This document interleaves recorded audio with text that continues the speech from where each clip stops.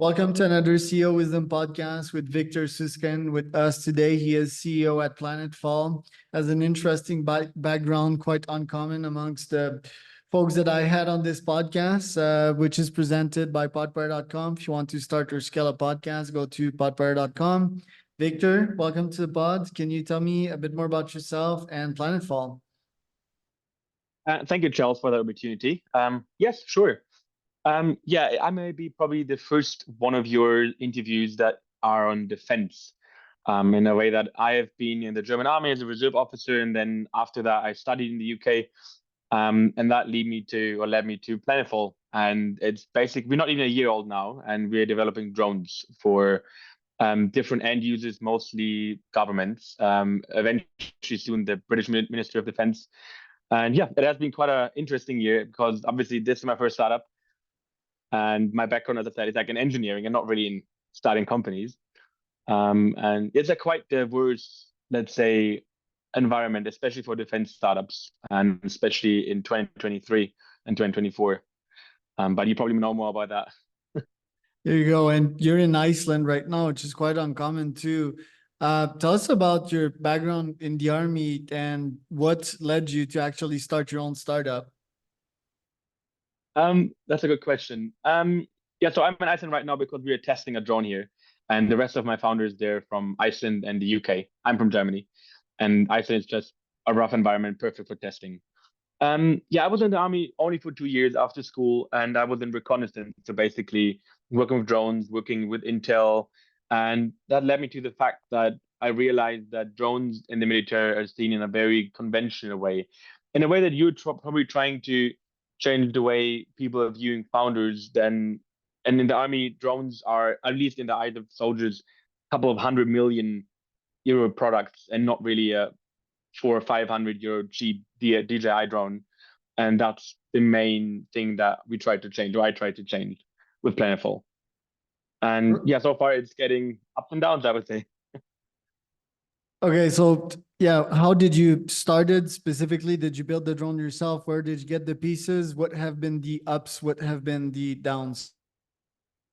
That's another good question. So we started basically a couple of years ago at university. We had a university competition about different students that can input ideas, and I applied with Planetfall, like a very rough idea of Planetfall.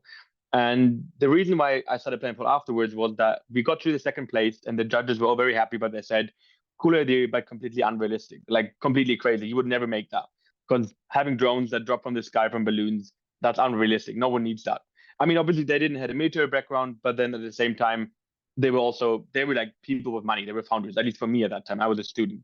And that stuck with me so hard because I thought, how can they say it's unrealistic? Because the companies they did, everyone told them before probably was unrealistic. And then it stuck with me. I finished my bachelor's, I finished my master's, wrote my thesis. And then I realized after the Russian-Ukraine war started, I have to try it now. I had a good network in the military, in like the German middle stand, in the British middle stand.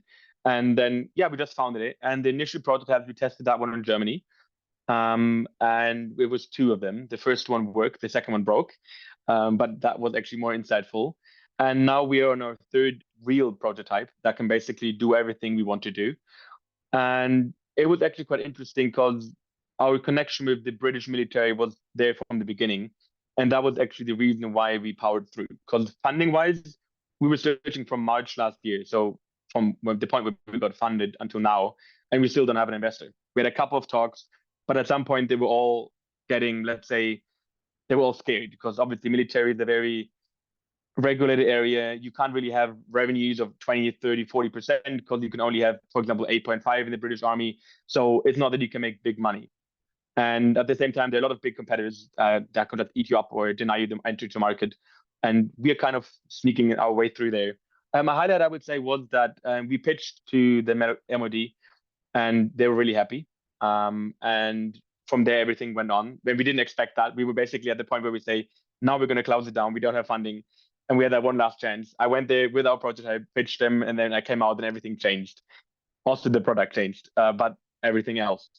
And then I would say, the downside definitely that we didn't have any investors. We had to put more and more of our own money in because we believed in it, how every founder does.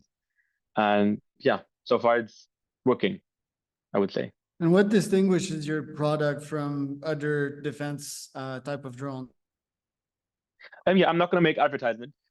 Just saying we have a very different approach in a way that we don't have an engine. Our engine is gravity. So we have a weather balloon that brings us up, and then it drops from there and steers towards wherever we want to steer it. And because of that weather balloon, we have such a high altitude that gives us so much more kinetic energy that we can do way more with a smaller drone and have a higher payload. So, in average, I would say our payload capacity is more than double than to our competitors. But In, yeah, it's still a prototype, I'm saying. and it's made to carry out things. So you mentioned payload. It's not like for surveillance operations. Yeah, it has different, let's say, payload capacities. Right now, obviously, because we're working with the or talking with the MOD, we're looking more for a defense character, like jamming, destruction, like suicide loitering drones, but also payload delivery. But right now, we are in a very early phase, so the payload is not really what we're looking into. We're more looking forward to get our delivery system done, and the payload we were told will be the second point. Interesting. And yeah, what do you have to say about the drone use in the field of military nowadays? It seems that drones are come in all shapes and size. They have different objectives, but the point is there's no humans involved. So there's less potential for casualties. What kind of ethical concern would that bring if, let's say, there's a bot that is piloting something, there's an AI eventually that's piloting something, it's getting to make a decision on whether to take a life or not? That's actually a hard question because I mean, being an officer in the German Reserve or in the German Army, we have very strict rules about just weaponized drones, even if they're steered. And so unweaponized drones is completely impossible. And we also pitched to the German Army, but they were not really interested for many reasons because for them drones are still something that is of interest. But for my personal option, I think the high-ranking officers in most NATO countries are just not understanding the impact these drones are making. Because they haven't been on the battlefield, and if they get reports, they're probably all written in a way that they're really nice, and everyone is telling them, "Oh, it's a bit bad, but it's not that bad, and we don't have to change it." The best example would be us trying to find a testing range, and in all of Europe, there is no testing range for drones. And I'm not even talking about explosives. I'm just talking about a testing range for a drone that has no airworthiness or CAA certification. In a way that our drone is a conventional drone. It's not just made for military, and it's not certified by any air authority, meaning we can't fly in all of Europe. So how are we expecting, or how are they expecting us as a startup trying to change that to test? We can't test, but if we can't test, we can't get the reliability and the certification. So it's like a hen and an egg problem. And obviously, the big companies they can pay to fly to Africa, they fly to Arabia, to the US, and test there. But then we, as a small company, we can't just spend 2 million on a testing ground somewhere in South America. Isn't like a balloon a large target also for an enemy just to shoot down easily? Yeah, that's a good question. Technically, yes, but they fly so high that I mean, probably in the US they had that Chinese weather balloon or that Chinese spy balloon, and it costed them a couple of millions and a couple of Sidewinder missiles to shoot it down. So basically, the thing is, they know the balloon would be there, but to shoot it down would cost them tenfold of the actual price of the balloon. Because the normal weather balloon, you can probably buy them between $400 to $800, and then our drone would probably be 4 or 5 times that price, which is still way below 500,000 of that Sidewinder missile. And at the same time, it is so small, the radio, basically the radio size, that you don't know if there's a drone hanging below or not. So it would be quite easy to launch a lot of them, and you don't know which one have balloons, which one have drones below or not. So they have to shoot on all of them. In that case, you drain the air defense completely. And isn't it like archaic that the US had to use like a jet to shoot down that balloon? Couldn't they send like a drone to with like a gun attached to it or some anti-balloon systems there to just shoot the balloon and without like having to deploy a jet and a human? Mm-hmm. I mean, yeah, I know that there were loads of discussions about laser, and I know that I think the German army had their first laser gun on like a battleship. Sorry, not a battleship, a frigate. So that would be an option. But then if you have clouds, it doesn't work. And then all the drones the US Army has are mainly for surveillance. I mean, they have rockets, but then they fly the same height as planes, so like at 10,000 meters, not at the balloon. The balloon is like 30,000 to 40,000 meters. So it is quite high. And the problem is also without air, you need a rocket or something because you can't fly that high with a normal plane. And then the trajectory is different if you just shoot up with a machine gun. So it is quite tricky. But then I would say the biggest shock was that no one was expecting it. And obviously that's why in every new thing in war, if you don't expect it, you can't have a good solution to it. But I think as far as I know, they probably have something better now. Oh, at least I hope. What about like satelllital systems equipped with lasers? Wouldn't it be easier to shoot them from the space? Yeah, that would be a way. I mean, my master thesis was about that. What happens after war in space if you create debris?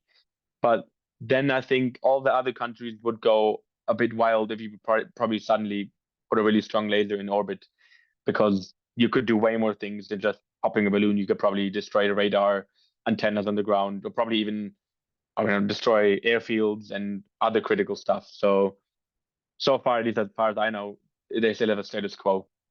Um, yeah, but then What? I'm only a reservist.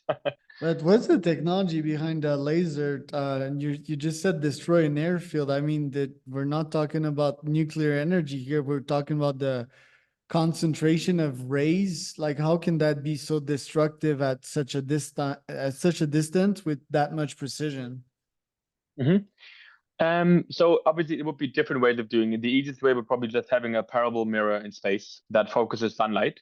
And if you have a geostationary orbit, meaning the satellite is always staying over the same location, you could focus it 24/7 over anything that is close to the equator. And that sunlight would be enough to probably melt the asphalt, probably not in 1 second, but then you can't really do it. I mean, you can't really protect yourself from it because you can shoot down the satellite, but that would probably be, at least for all European and American countries, it would be attack on NATO. So no one would want to do that. Um, you could block it. The Chinese showed some really fancy technology there, but yeah, protecting is really hard.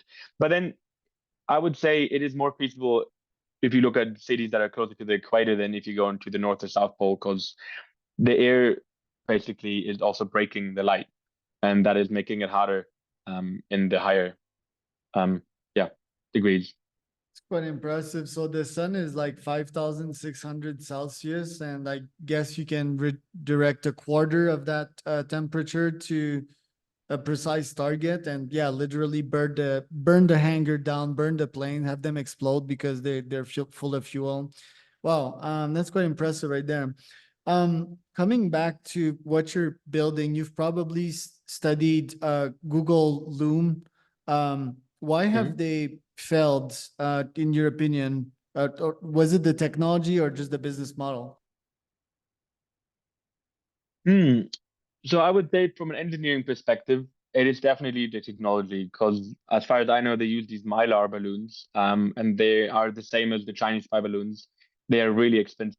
So I think a square meter is a couple of $1,000. So it is not really feasible to cover a big balloon with it. But then you would need a big balloon to have enough electric power and to have the sensors on there. So basically what they were doing. And we changed that by using latex balloons, or that was our idea. At the same time, another reason why I think it failed was that right now there's a worldwide helium shortage. Because a couple of years ago, a big pipeline in America bursted, and that's why helium is way more expensive than everything else. And the only other option is hydrogen, and hydrogen is way, way cheaper. But yeah, it's hydrogen. We all know what can happen if hydrogen burns. Um, but it is an interesting fact to note that most weather balloons that are getting launched from airports 3 times a day are getting launched with hydrogen because they're small balloons. They're kind of safe. No one is there to launch them. It's an automated system, so it's more feasible. Why are Chinese why aren't they using balloons to spy? Don't they have like satellites, or don't they have like better technology at, because you said that they're hard to detect. Well, they were detected not so long ago. Um, It seems to me that yeah, they could probably do a better job. Don't they have like satellites or other means, like I don't know, like having TikTok on people's phone, listening to them. I mean, it's different pieces of insights, right? But it seems a bit archaic to be using balloon to spy. True. I think mainly for the reason that the price is just only like a fraction of a satellite, in a way that a reconnaissance satellite or a spy satellite in the couple of 100 millions, and you can make a proper balloon like a spy satellite from what I know from our prices in a price range of a couple of tens of millions. And even if the balloon fails, you can probably recover the sensors and then reuse it, and you can have a lot of them. And the satellite, if the satellite fails or if someone shoots down the satellite, then you don't have anything.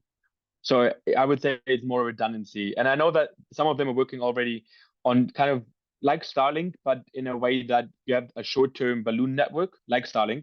So you could have the same terminals like similar to Starlink, only that if someone would block the satellites, like for example in the Russia-Ukraine war they're doing, you could have this short-lived balloon network, which would have military-wise at least a couple of, or like even after like an earthquake or tsunami, it would be really helpful because you could have phone connection without needing massive ground terminals. And I mean, that would save lives. Right. And what kind of info do they gather? Is it like taking images? Like what are they spying on exactly? Yeah, I mean, I would say definitely images, everything that you would not be able to get from satellites, in a way that satellites have lots of benefits, but they either fly over areas very quickly or they stay over the same area for a long time.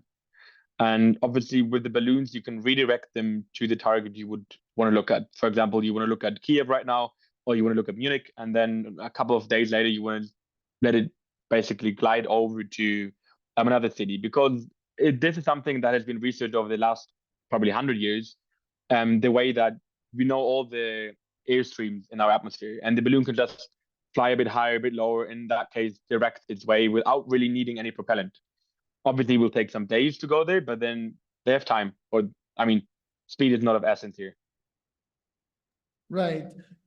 How would you deploy that technology in Ukraine, for example? What would be the use case there For spy balloons or for our drones, you for mean? your drones? Yeah.